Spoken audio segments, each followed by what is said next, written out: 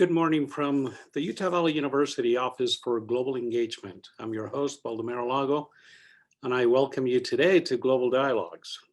During this session, feel free to ask questions in the Facebook comments window.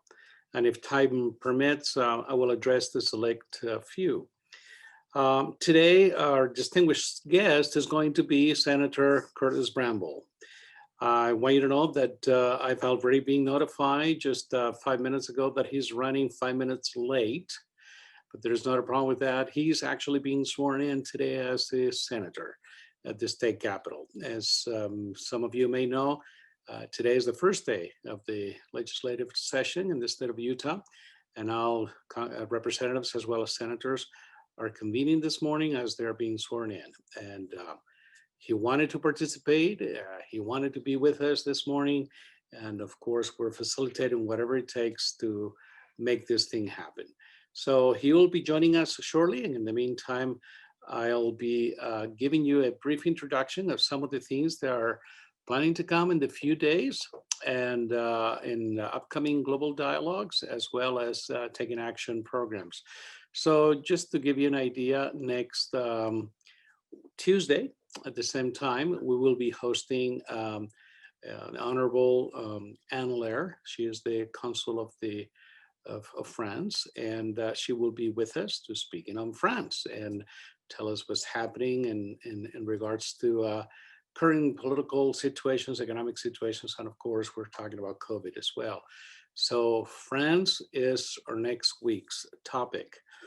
And also on the following week, when it comes to global dialogues, for your information, on February 2nd, we will have the honor to host Consul General Jose Borjon from Mexico. So next week will be France, the following week will be Mexico. So we'll have Jose Borjon with us, and it will be a very candid conversation.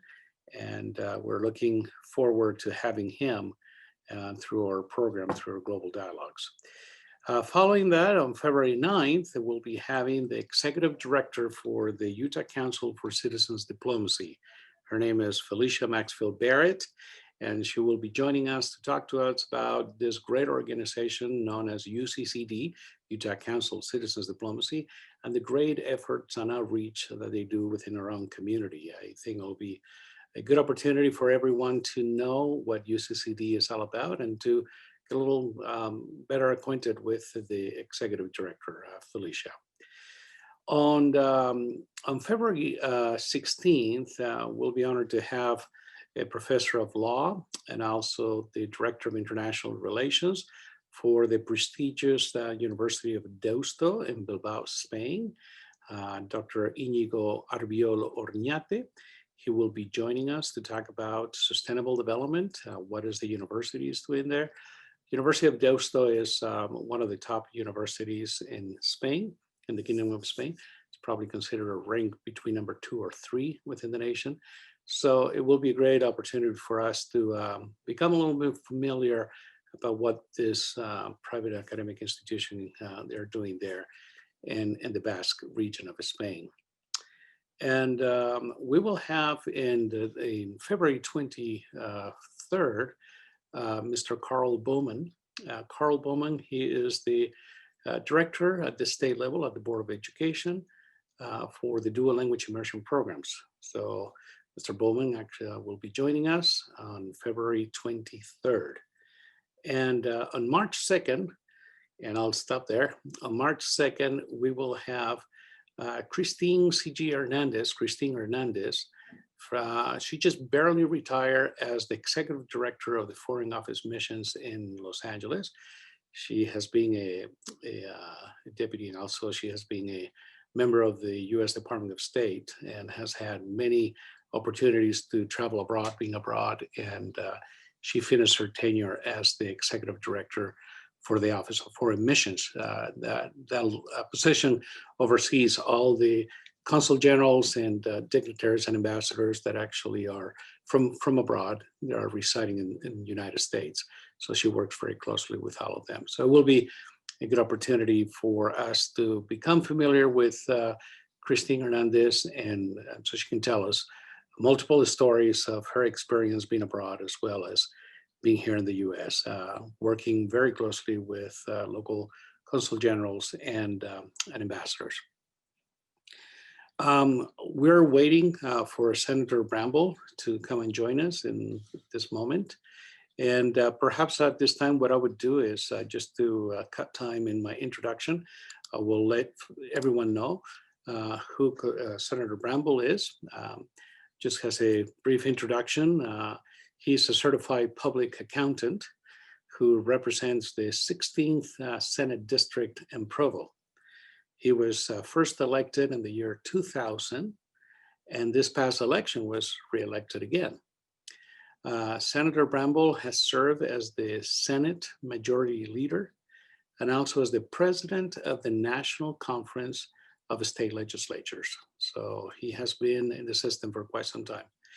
He earned his bachelor's and master's degree in accounting from Brigham Young University. Senator Bramble currently serves in 11 committees at the State Senate, including serving as the chairman of the International Relations and Trade Committee. And as soon as he joins us, I'll be able to welcome him and we'll be able to engage in a wonderful conversation when it comes to international relations for the state of Utah. Also, as many of you witnessed last Wednesday, we began a new program called Taking Action. And Taking Action addresses the Sustainable Development Goals. And I think it's a wonderful opportunity to become a little more familiar on what we know as the SDGs.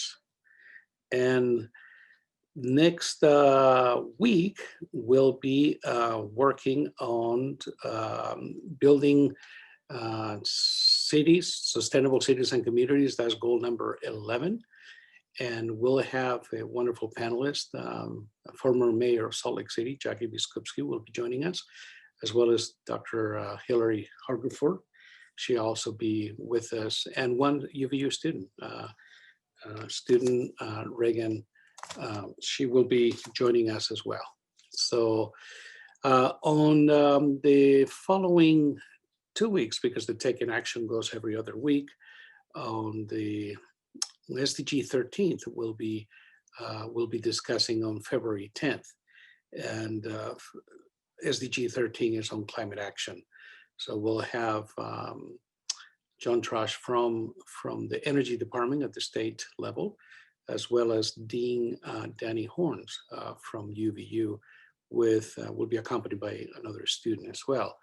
So every other week we'll have events as Taking Action, and they will address sustainable development goals. So this is something that we are looking forward to continue to discuss via this virtual medium through both global dialogues as well as Taking Action.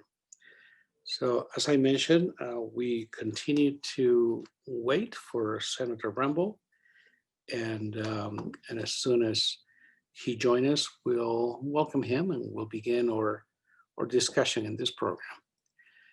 I want you to know that Utah Valley University, although we are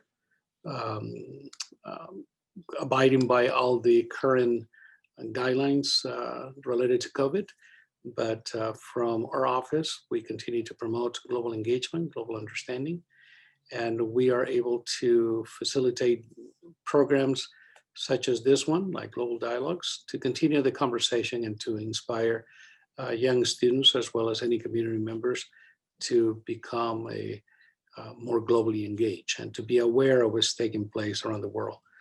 I believe we're living in a very crucial times right now. There's going to be a major transition happening in this country tomorrow, Wednesday, as President-elect Biden will be becoming the President of the United States, and it'll be interesting to see what the global agenda is going to be for the next 4 years. And despite their decisions, we will be here to support both at the federal level as well as the state level.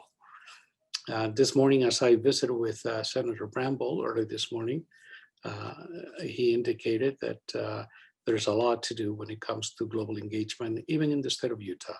So it will be nice to hear from him directly on some of the plans and some of the things that they're planning to accomplish.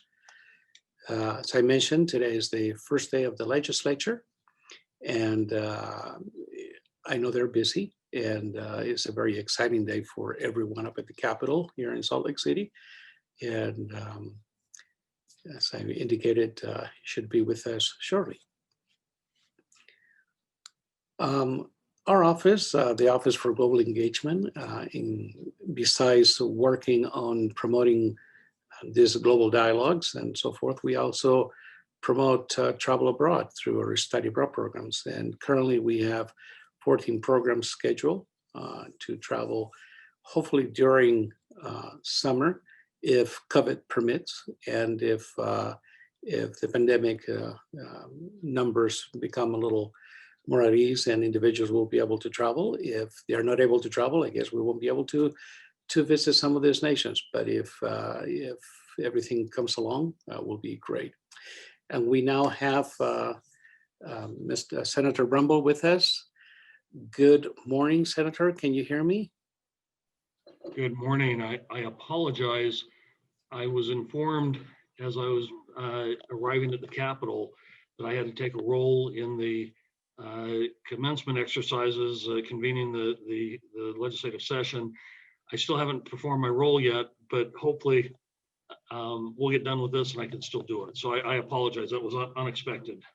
And I understand that you have also another commitment at 11:30. So this will be a short, sweet conversation this morning. And again, Senator, we're honored to have you with us. I know that the time limitation is very complicated. I know this is the first day of the legislature. And so I don't know how to thank you for sharing these minutes with us, because I know that you have been asked to take many roles and to do many things. And here we are. You're visiting with us at Utah Valley University. So thank you very much. I've already given, I hope you don't mind, but I already give the audience a brief introduction about who you are and what you do and a little bit of your background as a CPA. And so I think I'm just going to go ahead and just diving into some of the questions that I would like to address this morning. So. Great. You know, one of your responsibilities at the state legislature is to be the chairman of the International Relations and Trade Committee. And would you share with our audience a little bit about the committee and some of its functions? Sure. You know, the Utah legislature, over a decade ago, 2006, we really began engaging with our counterparts in other parts of the world. We're the first state in the nation to have a cooperative agreement with a province in China, for example. And I had the opportunity to lead a delegation to China in 2007 to formalize that agreement. It was to the Liaoning province. Soon after that, we decided that we are constantly hosting legislative delegations or VIPs from other countries. We thought it would be appropriate to have a more formal structure, not only to host foreign dignitaries that come to visit the state legislature, but also as we reach out to other countries. And the International Relations Committee grew up out of that rather humble beginnings. That is great. I'm just having some feedback somehow. Senator, many times we have heard Utah being labeled as the crossroads of the West. And most recently, we have heard from many Utahns labeling the state as the crossroads of the world. How global is the state of Utah? You know, it's interesting, Doctor. In my travels, I've had occasion now to visit some 88 countries. And it is stunning to me how, whether it's the Utah Sports Commission, the Olympics, many things that we've done here in the Utah legislature that have been first in the nation, and we'll be visiting a foreign country and they will begin asking about various aspects of what we've been doing here in Utah. So when you ask what is how broad is the reach of the state of Utah? Well, my experience has been that Utah plays a very unique role in part because of our heritage, in part because of the missionary force that comes from Utah, the language skills and such, but it's more than that. Utah has been recognized here in the United States as a leader on economic development and quality of life and tax policy and regulatory policy and just a host of things, and the word gets out. So Utah, it is stunning to me to be in, for example, on the island of Borneo on a 4-hour boat ride to a little village called Hulu and find that they were asking about the Utah Jazz. Well, I guess it has the name, the Utah, and it is wonderful. How relevant, when we talk about global, how relevant is our economic global impact? I think I experienced, I told you this before or in a conversation earlier, a couple of years ago, I had the opportunity I was asked to deliver a keynote address to the World Forum of Legislative Assemblies. It was in Milan, Italy.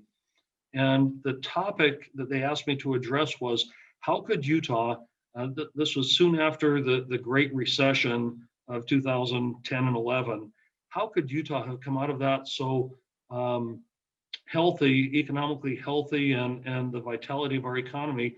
And this was with legislative assemblies, subnational legislative assemblies. I believe there were about 104 countries that were in attendance. They were asking what were the principles that we were using in Utah, the economic principles, the tax principles. They were looking at how was Utah's economy thriving when coming out of the Great Recession, if many of you recall, most states and most countries were significantly challenged economically. Would you mind sharing with us some past legislation that has helped the state globally? Okay, so one of the things that we look at in our economic development, we look at the various metrics of what are the types of incentives that we should utilize. We have looked at post-performance incentives, meaning that a company has to come in and actually perform before they get incentives. And that has helped attract capital, and that has caught the attention of several international corporations, because Utah has been a place where we have a reasonable regulatory structure. We have a tax, you get taxed if you do business in Utah, but it's at a level that's reasonable. And when you look at the complete package of the regulatory environment, the tax structure, the societal advantages that we have, so the legislation, if you look at our package of economic development bills that we passed, it's hard to focus on one bill to say this bill was specifically targeted, but it's more a combination of the number of bills that create the environment and the foundation that we operate from. You know, as the World Trade Association, the World Trade Center Utah, or even the World Trade Association, or other, inclusive the Chamber of Commerce, there are a lot of international companies in the state of Utah, or local companies that deal with international, they engage internationally. So I imagine that having a global agenda for the state to work economically with these companies per se is relevant, I think is. I can give you an example. UVU, based in Utah County is one of the it's the epicenter for the nutritional supplement industry, literally worldwide. That came about as a result of Senator Hatch's work, the Duchesne's Act, dealing with nutraceutical nutritional supplement products. And now Utah is seen, not only do we import from around the world, but we export nutritional supplement products worldwide. Micron, you asked about bills that would deal with international. Had we not run a specific tax bill in 2001, very technical tax bill dealing with semiconductor manufacturing, Micron wouldn't be here. But Micron in Lehi, Utah, is one of the world leaders in semiconductor manufacturing and innovation and technology. That would not have occurred without a specific tax bill. It was Senate Bill 174 in 2001, and then a host of economic development bills subsequent to that I mentioned previously. But Utah, it is amazing. We have one of the most diverse economies in the nation, and a significant number of our sectors of our economy have very robust exporting worldwide. You know, I asked you before, how global is the state of Utah? I don't think that Utahns have a certain conceived notion of the impact, the global impact that the state has. You know, when we think about global for Utah, we think the Olympics, right? We think of other major events that have taken place, but economically speaking, Utah is Well, okay, so in the energy sector, Utah, I know coal is not very popular in some sectors, but currently the world runs still on coal, particularly in third world countries. The coal that we have in Utah is very high BTU content. It means it has a very high energy content with very low sulfur, and it's one of the cleanest burning coals in the world.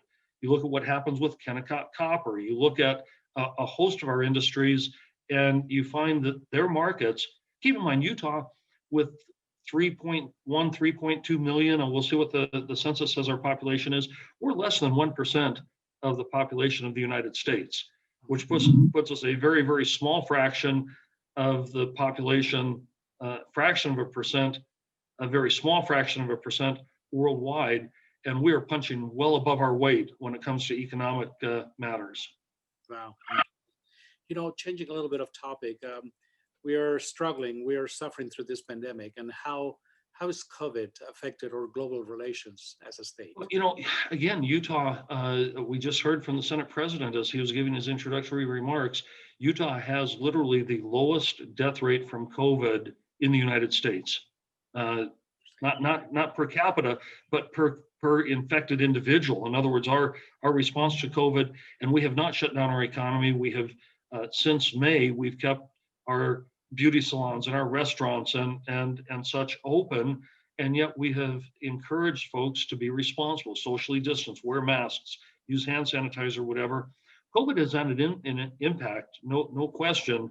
But if you look at our economy, the impact of COVID, and when the world looks at Utah, we have over $1 billion one-time surplus right now, and we have, after taking about $500 million off the table already, we have almost $1 billion or $500 million ongoing surplus, even though we've been experiencing the pandemic, and it's because of being responsible in how we manage it.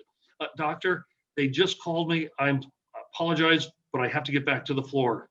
No problem. Thank you for your patience and indulging me. It's an interesting day with us, the first day of the session. So thank you very much. Thank you. Have a wonderful day. And again, to those of you that are following, we had the great opportunity to meet with Senator Bramble. And apparently he was called to his duty at the legislature to call roll. So next week, we will be meeting Honorable Ann Lair. She's the Consul of France, and we'll be meeting here again at 11 o'clock on Tuesday. Thank you very much for joining us, although it's been a short program today, but it's the first day of the legislature. All right. Thank you, and have a wonderful day. Bye-bye.